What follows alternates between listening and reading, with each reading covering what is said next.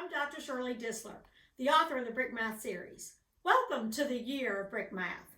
Today in our session, we are going to be working with Chapter 7 in the Teacher's Edition of the Basic Fractions book. In this session, we'll be comparing and ordering fractions. And in case you are not familiar with the names of the bricks or brick vocabulary, you might want to visit one of our intro videos to get some background on that, because today we'll be talking about different brick sizes. So now let's get started building our model. So here we have three fractions, and we're going to compare these fractions and figure out least to greatest which order they go in. Now there'll be some vocabulary that's going to be important to this lesson, and in your teacher's edition, I give you the vocabulary and the definitions for this vocabulary that you'll want students to think about. And in this lesson, we'll be talking about comparing fractions, equivalence, least common denominator, and then of course greater than, less than. So we want to be using that vocabulary throughout the lesson. So we have 1 over 2, 1 by 1 brick over 1 by 2 brick is 1/2. We have 3 over 8, which is 3/8, and 3 over 4, which represents 3/4. Now, which of those do you think is larger?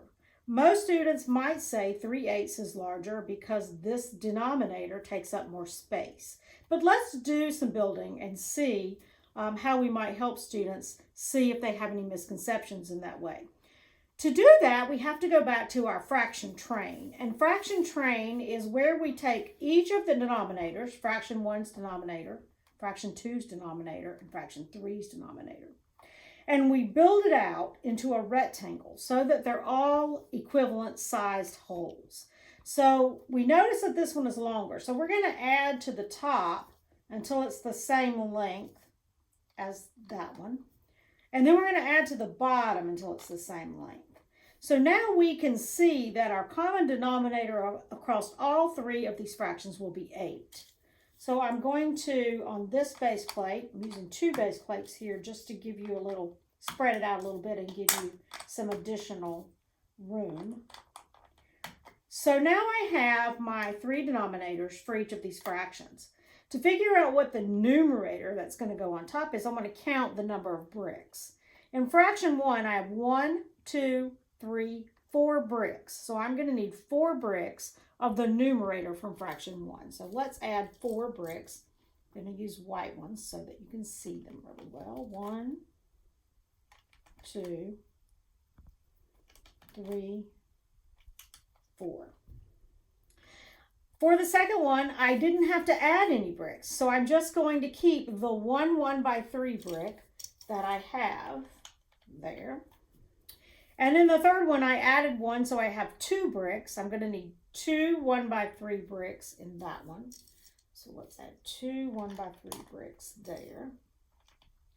And now when I look at these 3 fractions, I can see that fraction 3 takes up the most space. We're using 6 parts out of 8. And in fraction 1, we're using 4 parts out of 8. And in fraction 2, we're only using 3 parts out of 8. So this fraction in the middle would be the least amount, would be less than the other 2. And then what I would ask the students to do would be to place these in the order of their size. So I would move this one here and move these 4 like that. I would move this one down here and move these like that. And then I would proceed to have students to build, draw, and write and explain their thinking. So here you can see our build, draw, write process where we have 1/2 drawn, 3/8 drawn, and 3/4 drawn. And after we found our common denominator of 8 and we went through the process, we redrew the fractions, and now we have them placed in order, 6/8, 4/8, and 3/8. So we can see that this 6/8 problem, fraction 3 is actually the largest, and fraction 2 is actually the smallest. Thank you for joining us for this edition of the Brick Math series, and welcome to the Year of Brick Math.